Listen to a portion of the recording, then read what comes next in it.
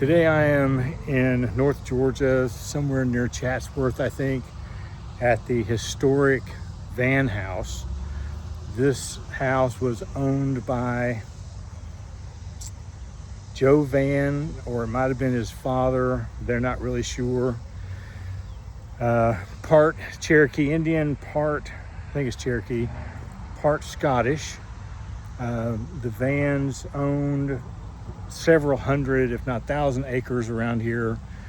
Lots of crops, about 150 slaves, over 1,000 head of cattle, maybe 200 or 250 horses.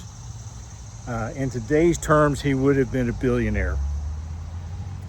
But of course, when the Cherokee were run out of Georgia and Tennessee and Alabama, they voluntarily left before the Trail of Tears began.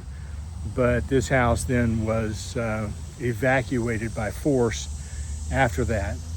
One of the interesting things about the house, I'm going to show you here inside, but one of the things is there's no kitchen in the house, and that is because, even though this is a reconstruction, the kitchen is a separate room, a separate building that would have come up to this part of the house here, if I could find it with my finger, where the two entrances, this is the back of the house, so the two entrances here would have been the slave entrances where they would bring the food and set the table and all of that. So let's go inside, look around, and then we're going to come back outside and sort of look around the grounds. But just remember, the house is really the only thing that was original.